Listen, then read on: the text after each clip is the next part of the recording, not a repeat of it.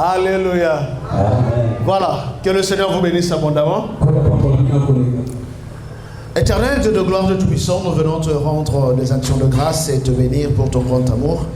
Et merci pour ce moment que tu nous accordes, le moment de la parole, le moment au cours duquel tu veux nous faire du bien et nous transmettre tes vertus. Nous venons recommander ces instants sous ta grâce.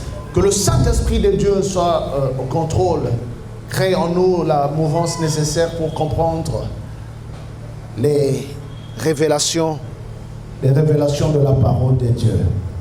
Nous nous soumettons à la seigneurie du roi des rois et à la messianité. Car en ce moment précis, nous voulons manger la nourriture céleste pour que le nom de Jésus soit élevé. C'est en son nom, Jésus, le roi des rois, le Seigneur des seigneurs, que nous avons prié. Et ensemble, nous disons très fort Amen.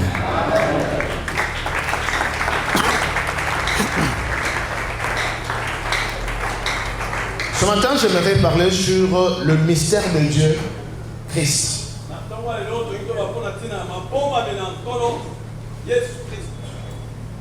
Le mystère de Dieu, Christ.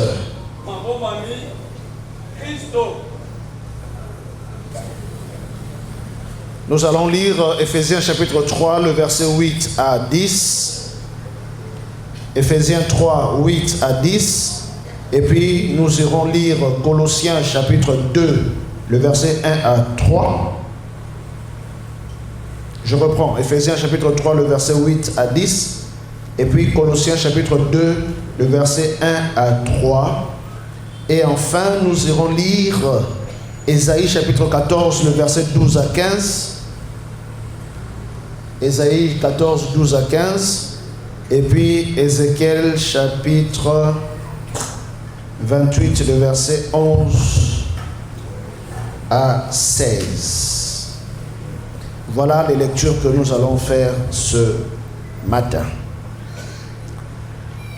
Allons-y, Papa Hubert.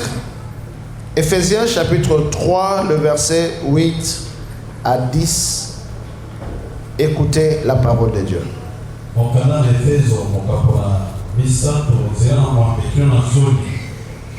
Nous lisons Ephésiens 3, 8 à 10 au nom de Jésus. Amen. À moi, qui suis le moindre de tous les saints, cette grâce a été accordée d'annoncer aux païens les richesses incompréhensibles de Christ. D'annoncer aux païens quoi? J'ai pas entendu. Des richesses incompréhensibles de Christ. Oui. Et de mettre en lumière quelle est la dispensation du mystère caché de pourtant en Dieu qui a créé toutes choses afin que les dominations et les autorités dans les lieux célestes connaissent aujourd'hui par l'Église la sagesse infiniment variée de Dieu. Parole du Seigneur. Amen. Les autorités, les dominations et les autorités dans les lieux célestes connaissent aujourd'hui par l'Église qu'ils connaissent quoi? La sagesse infiniment. Colossiens chapitre 2, le verset 1 à 3.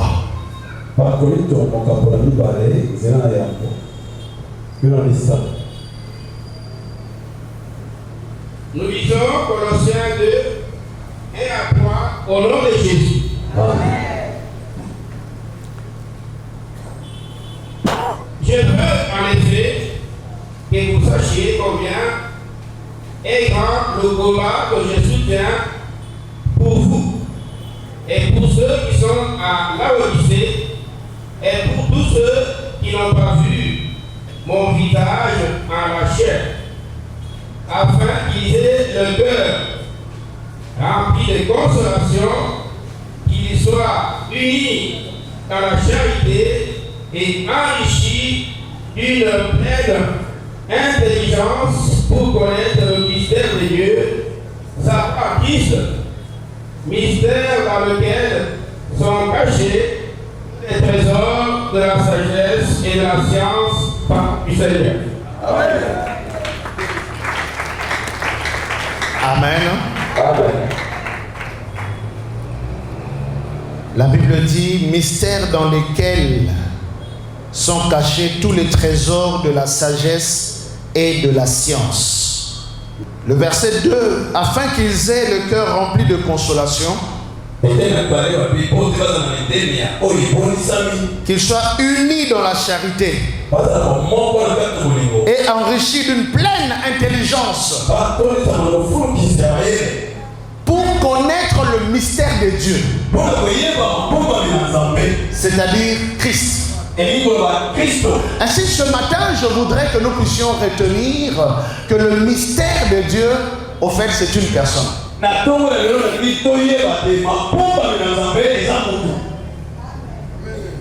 Et c'est Christ. C'est lui qui est le mystère de Dieu. Il existe plusieurs mystères au fait. Mais il n'y a qu'un seul mystère de Dieu. Et c'est une personne. C'est Christ. Les gens qui ont vécu en son temps, au temps de son incarnation, quand il est né, il a grandi et tout ça, on a vu en lui un être humain. Mais on n'a pas identifié en lui le mystère de Dieu. C'est tout le problème des Juifs. Comprendre que Jésus était homme, mais dans sa dimension mystérieuse, il était Dieu. Connaître Jésus en tant qu'homme, c'est une chose. Mais le reconnaître en tant que Dieu, c'en est une autre. Ainsi, Jésus-Christ, il est le mystère de Dieu. Et la Bible précise qu'il est le mystère dans lequel sont cachés tous les trésors de la sagesse et de la science.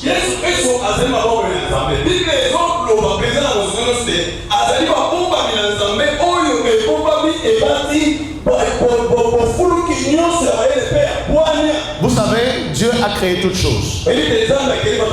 Il a créé le ciel, la terre, les eaux, les poussières, le vent, etc. Mais après un certain temps, l'homme commençait à évoluer dans la technologie.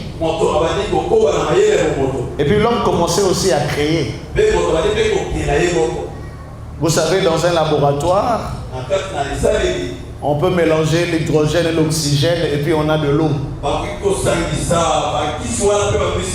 Chez toi, dans ta chambre, tu branches le ventilo et puis ça tourne, ça te produit le vent. Tu mets le réchaud et puis ça te produit la fumée.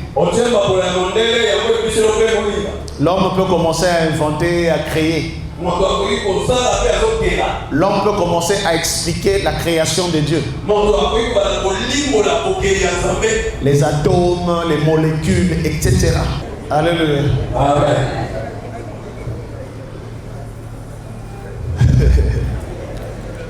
C'est comme ça, l'homme s'est mis à créer même le cerveau. On appelle ça mémoire ou l'intelligence artificielle.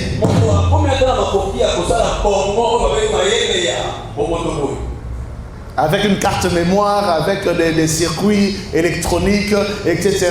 On peut mémoriser des choses et reproduire certaines choses. Beaucoup de choses, l'homme est en mesure de créer.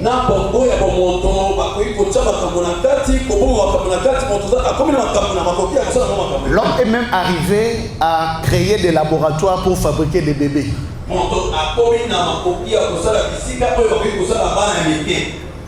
Mettre des couveuses très performantes dans lesquelles on met la sémence de l'homme et puis il y a fécondation de manière artificielle. Alléluia.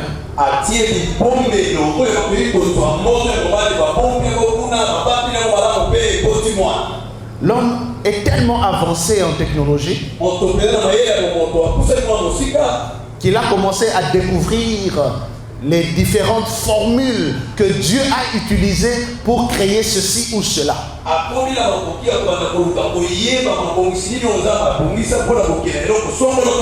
Jusque-là, ce n'est pas encore étonnant. Vous savez pourquoi ce n'est pas étonnant? C'est parce que toutes ces formules que Dieu a utilisées pour créer tout ce que nous voyons, au fait, ce sont des formules qu'il a mis à la disposition de la création. Il n'y a rien de caché. Il a mis ça à la disposition de l'homme, à la disposition de sa création. Et puis l'homme commence à créer la respiration artificielle, le cœur artificiel, les poumons artificiels, etc. Même l'œil artificiel. Bien aimé, l'homme est très avancé. Mais dans tout ça, il y a eu une formule que Dieu n'a pas mise à la disposition de l'homme. Il y a eu une formule que Dieu n'a pas laissée à la portée des humains. Il n'a pas laissé à la portée de la création. Je suis venu te dire qu'on peut tout découvrir, mais il y a un mystère qui était caché, que Dieu a réservé. Lui-même, il savait en quel moment et de quelle manière il allait le mettre à la disposition de l'humanité. Nous avons deux facettes de Dieu. Nous avons une facette de ce Dieu qui se révèle. Il se révèle et il révèle. Mais nous avons aussi l'autre facette de Dieu qui se cache et qui cache.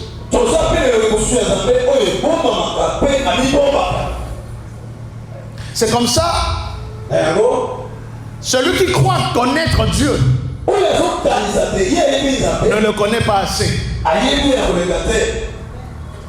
Parce que quand Dieu se révèle, c'est juste le sommet de l'iceberg, c'est-à-dire le sommet visible d'une grande masse qui est cachée.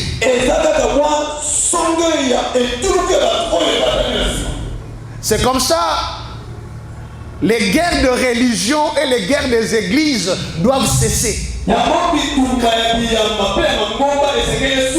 Des gens qui disent nous connaissons plus que. Nous savons, nous connaissons la Bible plus que. Notre Dieu est plus puissant que leur Dieu. C'est de la folie.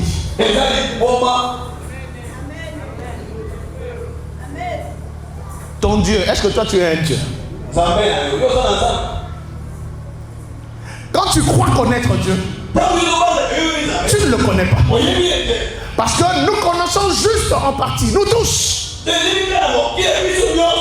Mais la grande partie qui est restée, le Seigneur, lui, il l'a réservé pour lui-même au temps convenable. Quand il décidera, il révélera. Et le temps est arrivé. Le temps est arrivé. Le Seigneur a pris la décision de révéler la grande technologie qu'il avait cachée. Ce matin, je suis venu te présenter Christ dans sa dimension cachée.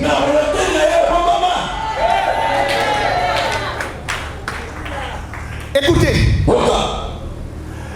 même Satan, quand il était encore ange de lumière, il croyait connaître Dieu. Il observait Dieu. Il disait, ok, ah, Dieu fait ceci, il fait cela. Un temps viendra. Je vais faire un coup d'état. Et je vais tout récupérer. Un temps viendra. Il croyait connaître Dieu. Et puis il a fait son coup. Mais c'est que l'ange de lumière ne savait pas. C'est que ce que Dieu était en train de révéler, c'était petit par rapport à ce que Dieu cachait. Alors quand il combattait Dieu par rapport à ce qu'il a vu de Dieu, il ne devait pas s'attendre, il n'allait pas s'attendre à voir des choses qu'il n'avait jamais vues que Dieu avait cachées. Ésaïe chapitre 14, la Bible dit ceci. Voilà, verset 12. Te voilà tombé du ciel. Te voilà tombé du ciel. Astre brillant. La suite c'est quoi? Ésaïe chapitre 14, le verset 12. Fungola. La Ligue peut sur quelques bénédictions maintenant dans ton roi. Avant que ça la Sainte Seine, Tolia, to Kumisankolo, na Nguyanaï. Écoutez ce que la Bible dit. Verset 12. Au monde, hein? Te voilà tombé du ciel qui? Astre brillant, virgule. La suite c'est quoi?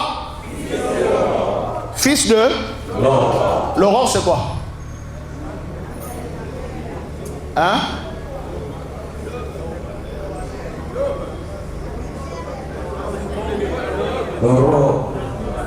Ah, bon, petit matin. Hein? Bon, qui peut me donner la différence entre l'aurore et l'aube? Bon, silence. Classe et bandit, c'est comme une oiseau échoué. N'a pas la différence.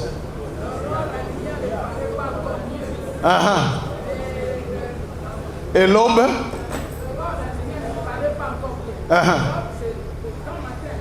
L'aube, c'est le matin. Ok. Maman, wawa. Na bwetio li bulungutu.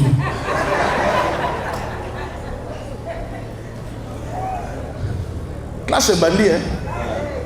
Tu as la bureau, nous sommes dans l'école du devenir. Le roi Bozuité, nous sommes dans l'école du devenir. L'aube, c'est quand le soleil se lève. À l'aube. C'est-à-dire, mon lit est en nous, mais tombe bandit ko. Babé en l'aube. Hein? L'aurore, c'est juste le contraire. C'est-à-dire que moi, je vais dire que là, moi, mon lilou on appelle ça. Et ça la regarde ndenge moko. Moi, mon lilou mais je vais dire que là. Kuna l'aube, c'est-à-dire yazobima, l'aurore, c'est-à-dire azoke nekokota. Moi, nini on a 18h55 wana. Vous comprenez, hein? Voilà bien l'aurore. Maintenant, babengi, Satan babengi était fils de l'aube. Amen. Babengi est fils de l'aurore. Il n'est pas fils de l'aube. S'il était fils de l'aube, son kangaminaye, moi il n'avait pas talana. Mais le roi est fils de l'aurore. Son kangaminaye, moi il n'avait pas talana. Les alliés comptent. Tika Satana compte na molili naye. Na bengi o kangamana mote ba bengi l'étoile brillante du matin.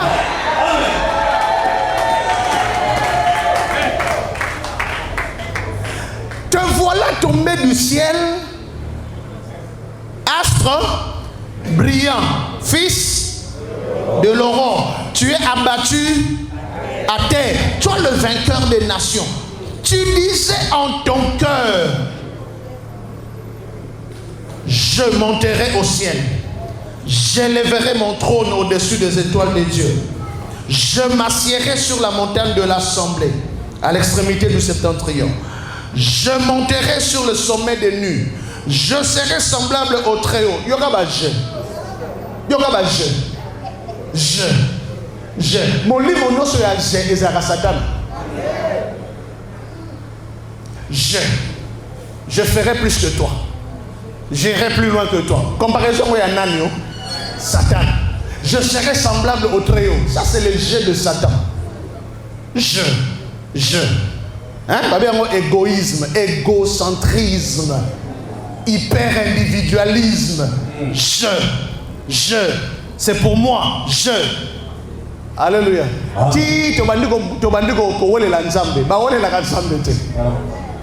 Parce que Dieu soit mon Dieu. Je prends Dieu. Je confisque Dieu. Le je c'est Satan. C'est comme ça la Bible déclare, le Seigneur, lui, il résiste aux orgueilleux et il fait grâce aux saints. Amen.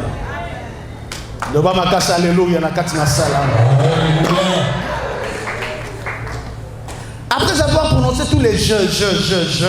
Et puis, le verset 15, mais tu as été précipité dans le séjour des morts. Donc, tous les je, on a prononcé et ça de l'autre côté. Il a été précipité. Quand il disait je serai semblable, je monterai, je ferai ceci, c'est parce qu'il sentait qu'il était capable de le faire.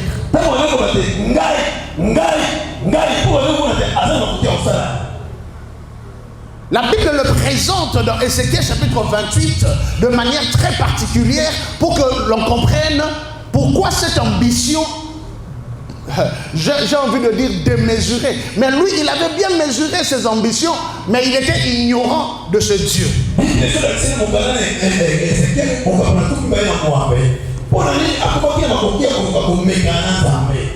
Ézéchiel 28, verset 11, la Bible dit, à partir du verset 11, la Bible dit ceci. La parole de l'Éternel me fut adressée en ces mots. Ézéchiel 28, le verset 11. Au fond, on lit, hein? À partir du verset 11, Tinassé. La parole de l'Éternel me fut adressée en ces mots. 12. Fils de l'homme, prononce une complainte sur qui? Bon, ici je vais ouvrir une parenthèse avant de continuer la lecture. C'est comme ça que je vous invite tous à venir à l'école du devenir. C'est en ligne, sur Internet. Même tes frères et sœurs qui sont en Europe peuvent suivre.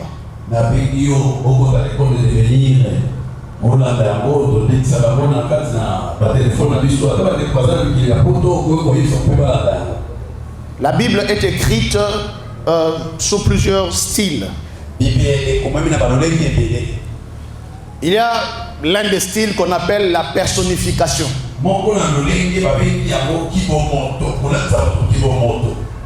Au fait, la personnification, c'est un langage biblique imagé qui parle d'un être invisible, mais qui lui donne un corps visible.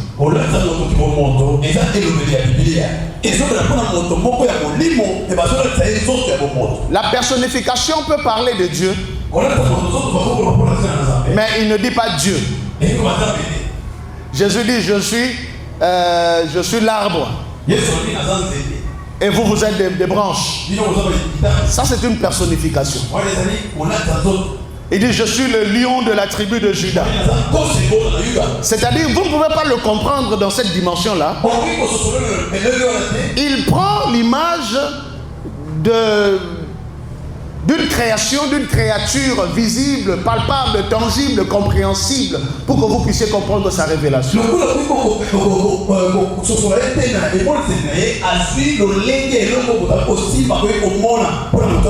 C'est la raison pour laquelle deux fois Dieu parle de lui-même